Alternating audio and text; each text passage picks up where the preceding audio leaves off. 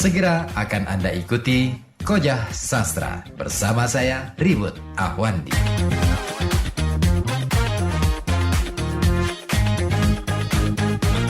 Ya samalah Plato. Ya. Plato itu kan dia filsuf. Ya. Tetapi dia kan punya peran di dalam negara sebagai negarawan. Maka kemudian dia merasa punya otoritas untuk membelenggu atau memberangus karya-karya yang bertentangan dengan tradisi Yunani pada waktu itu. Itu karena dia memainkan peran di situ sebagai politisi, bukan sebagai filsuf. Ya. Jadi peran-peran ganda itu ya asik juga sih, rame. Ya di Indonesia pun sama, Sunan itu. Satu Betul, sisi betul. beliau itu penggerak politik. Ya. Tapi sisi lain beliau itu ya aktivis budaya gitu kan ya. Betul. Seperti itu. Oke, kembali ke tema ini. Tapi kita masih Armin Pane. Waktunya sudah 53. Wah, apa ini? Apa yang jenengan bisa tangkap dari Armin Pane? Armin Pane itu seperti Jules Verne kalau orang sastrawan Prancis itu. Jules Verne dia terkenal karena pandangannya luar biasa, jauh ke depan. Beliau mengarang tentang Journey to the Center of the Earth, Journey to the Moon, dan sebagainya. Sampai akhirnya itu bisa menginspirasi Amerika bikin NASA.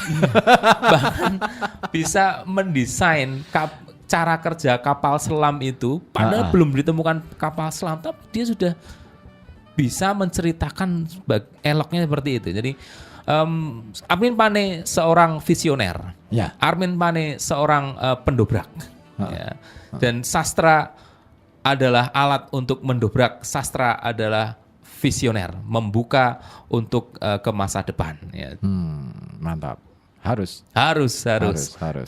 Tidak hanya latah aja. Kalau sastra hanya latah itu namanya seperti kita nyetel musik pop. Sastra pop. Iya, tapi saya yakin bahwa sebenarnya mungkin yang hari ini sastra pop, mungkin suatu ketika dia akan menjadi sastra pendobrak. Memang sejarahnya banyak sekali yang dulunya sastra pop, sekarang mau jadi sastra serius. Shakespeare itu karyanya itu bukan sastra serius zaman dulu. Shakespeare itu sastra populer. Dia pementasan istilahnya orang biasa. Dia jualan dongeng lah. Ya, jualan dongeng. Jualan dongeng, ngamen kemana-mana gitu aja. Kemana-mana. Terus kemudian akhirnya Terus sekarang kan jadi masterpiece tuh. Kalau pelajar atau mahasiswa sastra Inggris kalau nggak tahu Shakespeare itu kalau sudah rasanya kurang. Padahal Shakespeare itu ya sastra populer zaman dulu. Dan dulu ya cek-cek banget hasilnya. Gitu. Aduh, oke, karena waktu juga ya sebenarnya menarik. Mungkin untuk menghabiskan tema Armin Pane barangkali kita butuh 40 SKS, Mas. Secara khusus. Iya, kadang saya berpikir gini, kenapa ya pemikiran-pemikiran tokoh-tokoh semacam ini tidak dijadikan kelas? Padahal itu menarik. Ya, sangat menarik. Iya kan? Harusnya, tapi memang di pendidikan kita, ya saya juga memaklumi, saya dulu SMA, walaupun di kelas bahasa, ya, pada waktu bahas sastra ya itu aja. Ya, siapakah tokoh pujangga baru?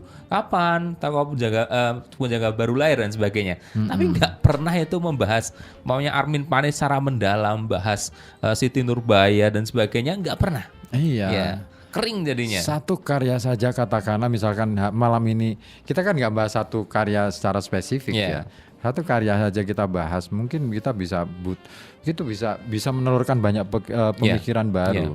Dobrakan-dobrakan mungkin dalam konteks mengembangkan dunia sains barangkali. Ya, apalagi sastra berbicara suatu dunia. Dia bukan berbicara seperti biologi hanya khusus spesialis itu aja. Ya, tapi dia berbicara tentang dunia.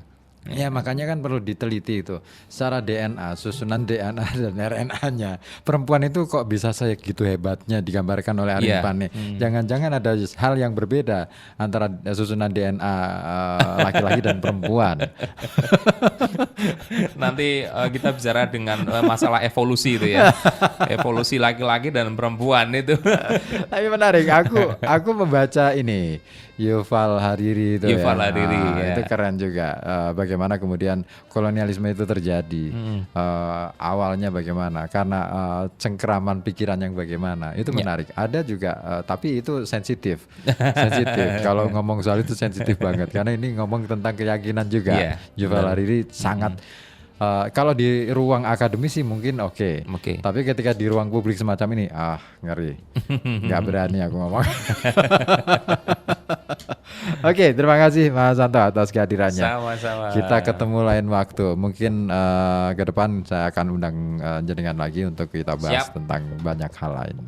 Oke, sastra Inggris juga boleh kita bahas. Boleh sekali itu. Cuman aku harus belajar. Oke, dan ya Anda masih bersama saya nanti sampai pukul 12 malam melintasi nanti ragam kabar malam dan juga perjalanan Holo Kota Batik. Ya, malam hari ini kita akan Koja Sastra akan ditutup dengan satu lagu. Nah, ini murid-murid jenengan ini. Klise. Grup bandnya Indah Senja. Indah Senja, Torik sama si Adib, terus siapa lagi? Pokoknya anak-anak yang kreatif yang selama ini mereka ternyata diam-diam bergerak terus. Oke, selamat dan sukses saja untuk mereka. Semoga tetap lancar, jaya pokoknya ya. Klise dengan gelap menutup kebersamaan kita di Koja Sastra.